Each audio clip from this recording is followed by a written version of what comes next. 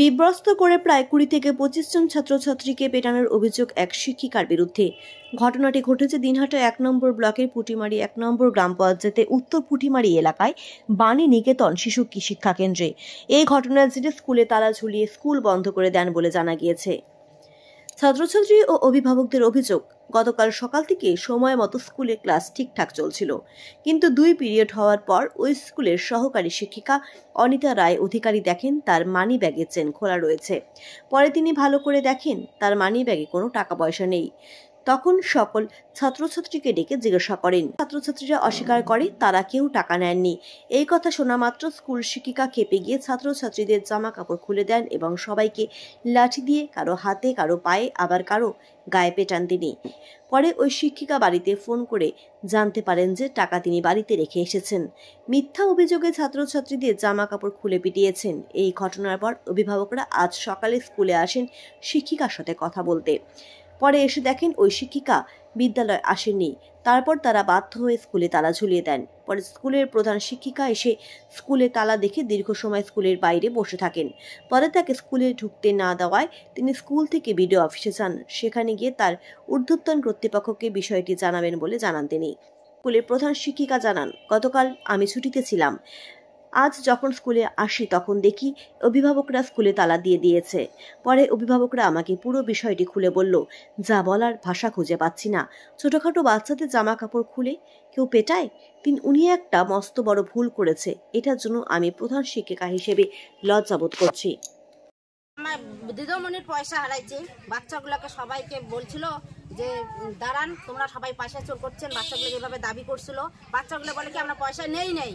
দিদিমণি শুনতেছে না, আর বাচ্চাগুলোকে উলঙ্গ করে বড় শ্বাস করছে, শ্বাস করিয়ে দেখাচ্ছে যে পয়সা কমেছে। এত মানুষ বাচ্চাগুলো কান্নাকাটি করছে, পুরো মার প্যান জামা খুলিয়ে বাচ্চাদেরকে, হ্যাঁ, হাত থাক সবকিছু ফাটাই দিয়েছে, ফাটে দিয়েছে একদম।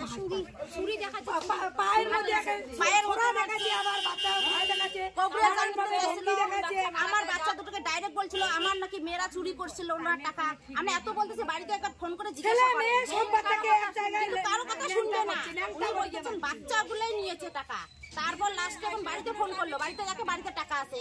তারপর দিদিমণি এখন কি লুকলুকি পাইলে গেল। আবার স্কুল আসে দেরি করে, দিদিমণি কেন লাগবে না, শেষ পর্যন্ত বাড়ি ফোন করে শুনেছে বাড়ির টাকা। আমার নাম টুম্পা বর্মন। অভিভাবকরা তালা দিয়েছে স্কুলে। হ্যাঁ স্যার, আমি সত্য কথা বলছি, আমি অস্বীকার করছি না। আমার পাশে যে দুটো বাচ্চা ছিল, হ্যাঁ আমি মেরেছি, বাচ্চা দুটোকে হাত দিয়ে মেরেছি। কিন্তু আমার যে আজকে 18 বছর চাকরি 17 বছর চলছে, আজ অবধি আমি একটা বাচ্চাকেও টোকা দিইনি। যেহেতু আমার পার্স টেবিলে ছিল, ব্যাগে ছিল আমার পাশে, আমি বাইরে গিয়ে রাধুনিদের সঙ্গে গল্প করে এসে দেখি আমার পার্সে, আমার মা অসুস্থ নার্সিংহোমে, এসে দেখি আমার পার্সে ওখানে আমার 1,500 টাকার মতো খুচরো টাকা ছিল। আবার অফিসে মার আবার ওই যে ইয়ের জন্য, লাইফ সার্টিফিকেটের জন্য অফিস থেকে আসার লোক ছিল, ওনাকে দেওয়ার কথা ছিল। একটা টাকাও আমার ব্যাগে নেই। শুধু আমি অস্বীকার করি। ওখানে রাধুনিরা ছিল, সবাই দেখছে আমার ব্যাগ ফাঁকা। আমি শুধু একাই করছি, ওরাও। তারপরে বাচ্চাদেরকে, হ্যাঁ আমার হতেই পারে, আমার যেহেতু টাকাগুলো হারিয়ে গেছে পাচ্ছি না, আমি একটু বাচ্চাদের করতেই পারি, দেখতেই পারি, সার্চ করতেই পারি, দেখতেই পারি। কিন্তু না, আপনি বাচ্চাদেরকে সার্চ করেছেন যে একটাই, যে আপনার টাকা হারিয়ে গেছে। আপনি কি করে শিওর হলেন যে বাচ্চারাই নিয়েছে টাকা? না, ওটাই তো এখন যেহেতু ওখানে না অন্যরা কেউ আসেনি, বাচ্চাগুলোই থাকে। মাঝে মাঝে আমাদের ক্লাসে ওরকম হয়, হয়তো পেন্সিল হারিয়ে গেল আর এক ব্যাগ থেকে পেয়ে যাই, হয়তো রাবার হারিয়ে গেল অন্যের ব্যাগ থেকে পেয়ে যাই। তো ওই জন্য আমি ভাবলাম হয়তো হতেই পারে। তারপরে আমি সবাইকে ডাকলাম, আমার ব্যাগে একটা টাকাও নেই ওই ব্যাগ। তাছাড়া ওই ব্যাগ আমি স্কুলে নিয়ে যাই, ওই ব্যাগ থেকে এসে আমি আবার ব্যাগে যাওয়ার সময় আমি ভরিয়ে নিয়েছি ব্যাগে। এমন তো নয় যে আমি ব্যাগ ফাঁকা ব্যাগ নিয়ে গেছি। আমি টাকাটা নিয়ে গেলাম, 1,500 টাকার মতো অফিস থেকে লোক আসার কথা ছিল, মার আমার ইয়ে করে নার্সিংহোমে আসে। আমি ওখান থেকে যখন এখন স্কুল যাব, এখন ব্যাগ খুলে দেখি আমার ব্যাগে একটা টাকাও নেই। অভিযোগ বিবস্ত্র করে মেরেছেন? না, এটা অস্বীকার, এটা হবে না। এটা আমি স্বীকারই করবো না। আমি মেরেছি, দুটো বাচ্চাকে মেরেছি। দুটো বাচ্চাকে মেরেছেন? হ্যাঁ। কোথায় মেরেছেন? পাছায় মেরেছে, এদিকে সাইডে মেরেছে। কিন্তু বাচ্চারা বলছে হাতে মেরেছেন, হাত কেটে দিয়েছেন। না, এটা মিথ্যা অভিযোগ। কতদিন থেকে শিক্ষকতা করেন? এই তো 7-এ জয়েন করেছি। 2007-এ? আপনি জানেন না যে বাচ্চাদেরকে মারা আইন বিরুদ্ধ? এটা তো জানি, কিন্তু স্যার যেহেতু আমার মা নার্সিংহোমে, তখন আমার মাথারও ঠিক ছিল না। হ্যাঁ, এখন আমি যে ওখান থেকে যে আমি বাড়ি আসবো, আমার ব্যাগে যে 10টা 5টা টাকা থাকবে, আমি কি করে স্যার আসবো? আমি ওখান থেকে 2-3 কিলোমিটার আমি কি করে বাড়ি আসবো?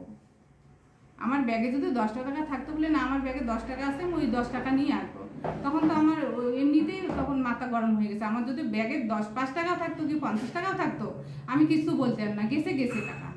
কিন্তু যেহেতু মা আমার অসুস্থ, আমার ভাই বোন কেউ নেই, আমি একা মার দেখাশোনা করার জন্য আমি যে নার্সিংহোমে সকালবেলা যাইনি, স্কুল থেকে যে আমি মার ওখানে গিয়ে ঢুকবো সে পয়সাটুকু আমি মার ওখানে যেতে পারিনি কালকে। মা সেই কান্নাকাটি। ব্যাগে কত টাকা ছিল? ব্যাগে 2,500 টাকার মতো খুচরো টাকা। তারপর টাকা পেলেন? না, পাইনি, আজ অবধি পাইনি। শুধু আমি যদি ব্যাগটা বলে না আমার কাছে থাকতো তাহলে আমি স্বীকার করতাম যে আমি হ্যাঁ টাকা দিয়েছে, আমি অস্বীকার করছি।